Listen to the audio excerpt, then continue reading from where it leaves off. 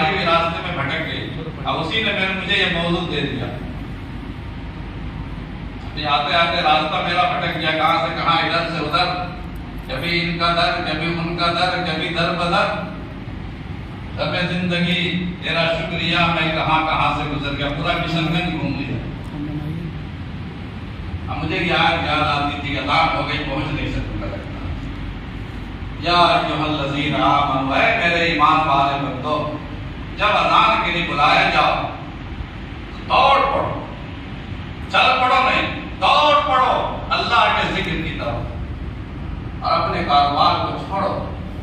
ہمارے سامنے دو راستے ہیں دوستو، ایک ہے ایمان کا راستہ، ایک ہے بے ایمانی کا راستہ. ایک ہے سچائی کا راستہ، ایک ہے جھوٹ کا راستہ. ایک ہے حق کا راستہ، ایک ہے باطل کا راستہ. ایمان کے رشتے سے ہمیں طے کرنا ہے کہ ہمیں اللہ کا راستہ چننا ہے یا دنیا کا راستہ چننا ہے. اور یہ انسانی کمزوری ہے، یہ آج کی بات نہیں ہے. انسانی کمزوری ہے کہ لوگ دین کی طرف کم توجہ کرتے ہیں، دنیا کی طرف توجہ زیادہ کرتے ہیں. دنیا بڑی مرغوب ہے نا انسان کو، بڑی لذیذ، بڑی خوشبودار، بڑی مزیدار، فوراً فائدہ پہنچانے والی. لیکن اسی صورت میں اللہ نے اس انسان کی کمزوری کو بھی بیان کیا ہے. اور ایسا ہو چکا تھا، قرآن کریم نے کہا ہے کہ وَإِذَا رَأَوْا تِجَارَةً أَوْ لَهْوًا انفَضُّوا إِلَيْهَا وَتَرَكُوكَ قَائِمًا قُلْ مَا عِندَ اللَّهِ خَيْرٌ مِنَ اللَّهْوِ وَمِنَ التِّجَارَةِ وَاللَّهُ خَيْرُ الرَّازِقِينَ. اے نبی رحمت للعالمین، وہ منظر بھی بتاتا ہوں میں تمہیں. ان مسلمانوں کا یہ حال ہے، ان مسلمانوں کا یہ حال ہے کہ جب کوئی تجارت کو دیکھتے ہیں، جب بزنس دیکھتے ہیں، دنیا کی زندگی دیکھتے ہیں، وَإِذَا رَأَوْا تِجَارَةً أَوْ لَهْوًا انفَضُّوا، یا کوئی کھیل کود لذت کی محفل ان کو نظر آتی ہے تو یہ ہمیشہ تجارت کی طرف چلے جاتے ہیں، لہو و لعب کی زندگی کی طرف چلے جاتے ہیں، کامیڈی سننے چلے جاتے ہیں، قوالی سننے چلے جاتے ہیں، میلے اور ٹھیلے میں چلے جاتے ہیں، بازاروں میں چلے جاتے ہیں، اپنی دکان کی سرگرمیوں میں چلے جاتے ہیں. وَإِذَا رَأَوْا تِجَارَةً أَوْ لَهْوًا انفَضُّوا إِلَيْهَا وَتَرَكُوكَ قَائِمًا. نبی رحمت للعالمین ممبر پہ خطبہ دے رہے تھے اور ساری مسجد خالی ہو گئی. تاریخ کا سچا واقعہ ہے. حضور اکرم علیہ السلام خطبہ دے رہے تھے مسجد نبوی کے ممبر پر. اسی دوران مارکیٹ کا اعلان ہوا، دوسرے ملکوں سے لوگ سامان لے کر آتے تھے، ویپاری لوگ، اور پھر چلے جاتے تھے. پہلے زمانے میں کوئی مستقل بازار اور منڈی تو ہر وقت ہوا نہیں کرتی تھی. جیسے ہی کان کسی نے اس کو کان میں کہا، اس کو کان میں کہا کہ مارکیٹ آئی ہوئی. نبی رحمت للعالمین صلی اللہ علیہ وسلم ممبر پر تشریف فرما ہے، خطاب فرما رہے ہیں، مسجد خالی ہو گئی. وَإِذَا رَأَوْا تِجَارَةً أَوْ لَهْوًا انفَضُّوا إِلَيْهَا وَتَرَكُوكَ قَائِمًا قُلْ مَا عِندَ اللَّهِ خَيْرٌ مِنَ اللَّهْوِ وَمِنَ التِّجَارَةِ وَاللَّهُ خَيْرُ الرَّازِقِينَ. اللہ فرماتا ہے کہ آپ میرے بندوں سے کہہ دیجئے کہ جو اللہ کے پاس ہے وہی بہتر ہے، اور رزق کا مالک تو اللہ. اللہ کتنے پیار سے ہمیں سمجھاتا ہے. اب جب تک ایک مومن کو یہ فیصلہ نہیں کر لے گا کہ ہمیں دنیا کو چننا ہے کہ دین کو چننا ہے، ہمیں اللہ کو چننا ہے کہ شیطان کو چننا ہے، رحمان کو چننا ہے کہ شیطان کو چننا ہے، نار کو چننا ہے کہ نور کو چننا ہے، جنت کو چننا ہے کہ جہنم کو چننا، اس وقت تک ایمان کامل نہیں ہوگا. وَمَا كَانَ لِمُؤْمِنٍ وَلَا مُؤْمِنَةٍ إِذَا قَضَى اللَّهُ وَرَسُولُهُ أَن يَكُونَ لَهُمُ الْخِيَرَةُ.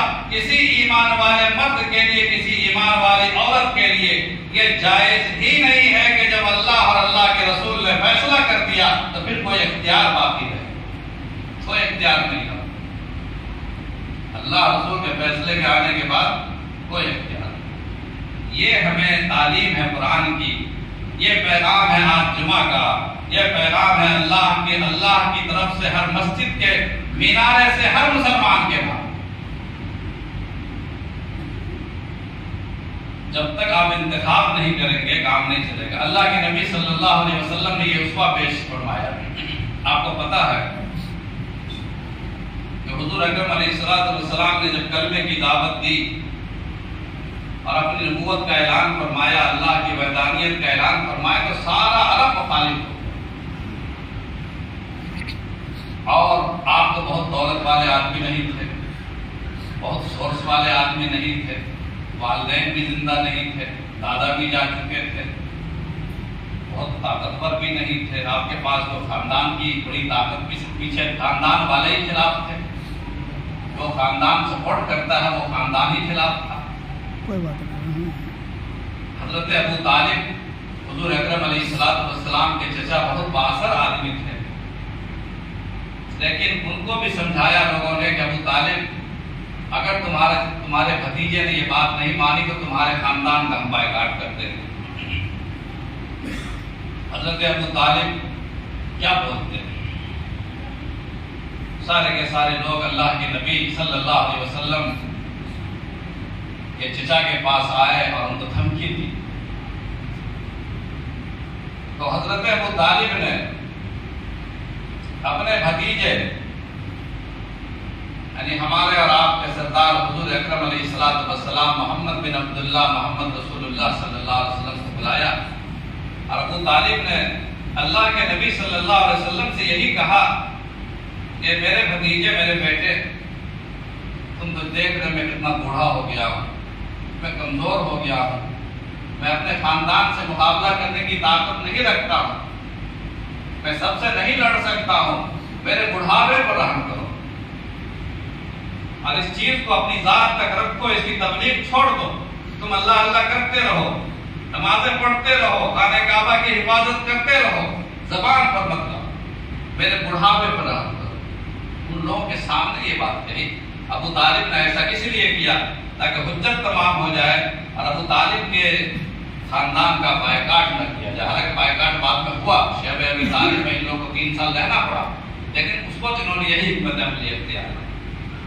تو اللہ کے نبی صلی اللہ علیہ وسلم کے سامنے اب 2 راستے تھے. ایک راستہ تھا کہ خاموشی کا راستہ اختیار کریں اور دوسرا راستہ یہ تھا کہ اپنا کام جو اللہ تعالیٰ نے ان کو مکلف کیا تھا اس پر عمل کرتے رہیں. یا ایھا النبی بلغ ما انزل الیک فإن لم تفعل فما بلغت رسالتہ. اے نبی، آپ اپنی رسالت کی تبلیغ کرتے رہیں. اگر آپ نے ایسا نہیں کیا تو منصب نبوت کا فریضہ ادا نہیں ہوگا. حضور اکرم علیہ السلام نے فرمایا کہ چچا جان، اگر میرے ایک ہاتھ میں چاند اور سورج اور دوسرے ہاتھ میں آسمان بھی لا کے دے دیجیے گا تو میں اپنا کام نہیں چھوڑ سکتا. پرائیویٹ میں بھی لوگ حضور سے ملے کہ مکہ کی عرب کی سب سے خوبصورت لڑکی سے شادی کرا دوں گا، پورے عرب کی دولت تمہارے قدموں میں ڈال دوں گا، اگر تم کو سرداری کی تمنا ہے تو تمام عرب کی سرداری آپ کے حوالے کرنے کو ہم تیار ہیں. 2 راستے تھے. اللہ کے نبی صلی اللہ علیہ وسلم نے فرمایا کہ میں جس کام کے لیے آیا ہوں میں وہ کام کرتا ہوں. یہ اسوہ ہے. لقد كان لكم في رسول الله اسوة حسنة. اللہ کے نبی صلی اللہ علیہ وسلم کی زندگی میں بہترین نمونہ ہے. یہ نمونہ ہے کہ ایک مومن کو اپنے پیغمبر کے اسوے پر چلنا چاہیے اور اپنے نبی کی زندگی پر چلنا چاہیے کہ ہمیں دنیا کو پسند کرنا ہے کہ دین کو پسند کرنا.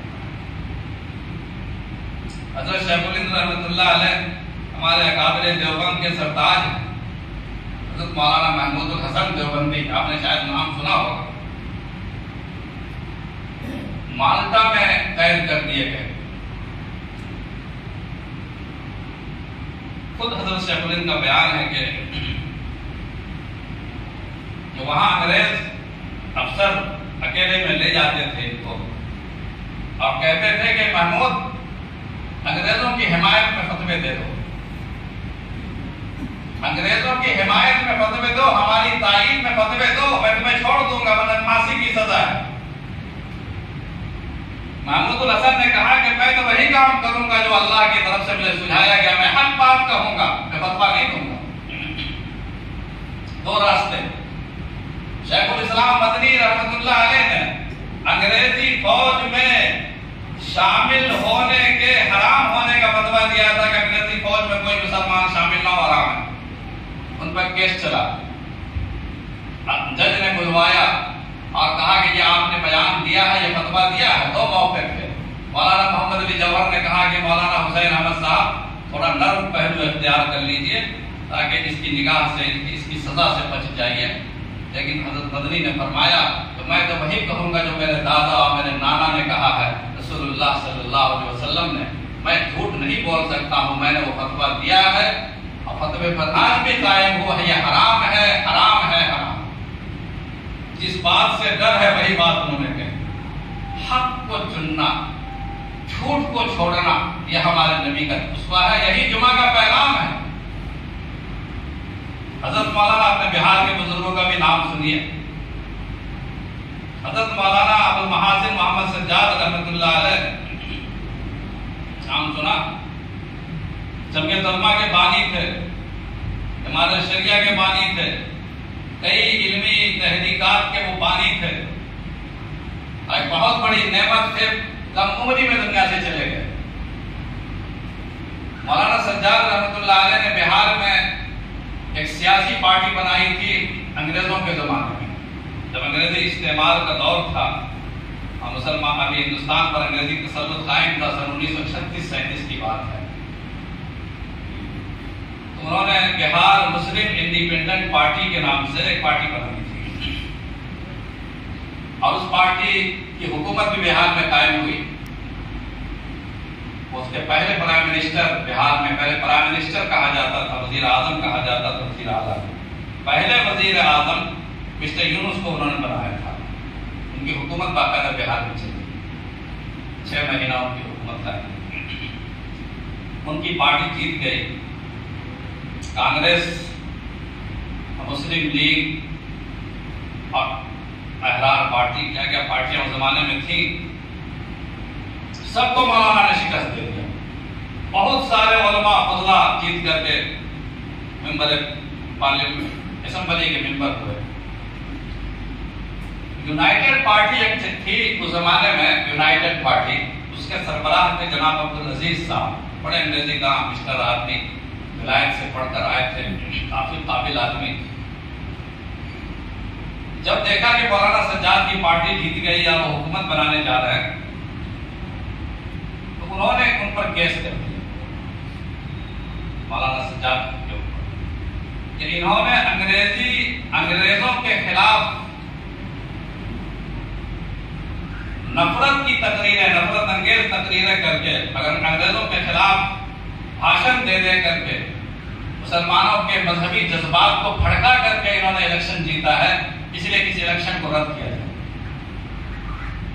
یہ کیس ان لوگوں نے کیا۔ اب کوئی ثبوت نہیں تھا اس کے پاس۔ اس زمانے میں ٹیپ ریکارڈ تو تھوڑی تھا، سوشل میڈیا کے فوراً ٹیپ کر لیا، اب اخبار کے تراشے ڈھونڈتے پھریے۔ تقریریں تو مولانا نے یقیناً کی تھی، کیونکہ انگریزوں کے خلاف وہ جہاد لڑ رہے تھے، جنگ آزادی کی جنگ لڑ رہے تھے۔ وہ انگریزوں کو ہندوستان سے نکالنا چاہتے تھے اور کہتے تھے کہ اگر انگریز ہندوستان میں رہ گئے تو مسلمان ختم ہو جائیں گے، اسلام ختم ہو جائے گا، ایمان ختم ہو جائے گا لوگوں کا، ارتداد کی تحریک پھیل جائے گی۔ مولانا نے تقریریں کی تھی، مگر جب جج نے سوال کیا کہ تمہارے پاس کوئی ثبوت ہے، تو ان کے پاس ثبوت تھا نہیں۔ اب اگر ثبوت پہ کیس چلے گا نہیں، تو انہوں نے کہہ دیا کہ اگر آپ کو یقین میری بات پر نہیں ہے، عبدالعزیز صاحب نے کہا میری بات پر یقین نہیں ہے، آپ مولانا سجاد کو خود بلا کے پوچھ لیجیے۔ وہ جانتے تھے کہ مولانا سجاد آئیں گے تو جھوٹ نہیں بولیں گے، جیل چلے جائیں گے، جھوٹ نہیں بولیں گے، ان کی پارٹی ہار جائے گی اور حکومت بنا نہیں سکے گی۔ ایک دشمن بھی جانتا تھا کہ مولانا سجاد حق کے پرستار ہیں، جب ان کے سامنے دو راستے آئیں گے تو وہ حق کو چنیں گے، جھوٹ نہیں بول سکتے ہیں۔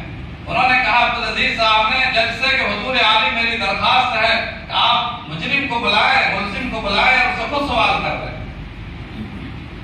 اب تاریخ پڑ گئی، پرانی تاریخ میں مولانا سجاد کو بلوایا جائے گا، اب لوگ پریشان ہوئے کہ مولانا سجاد کو جا کر کے سچ سچ بول دیں گے تو سارا مسئلہ ہی خراب ہو جائے گا۔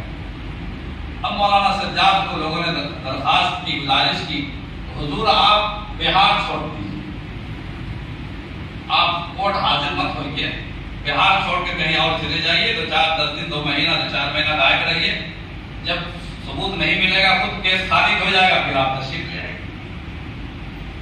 چنانچہ ایسے ہی ہوا، مولانا سجاد رحمۃ اللہ علیہ بہار سے باہر چلے گئے، وقت پر حاضر نہ ہو سکے، ثبوت نہیں مل سکا، نتیجہ یہ ہوا کہ اس کا کیس خارج ہوا۔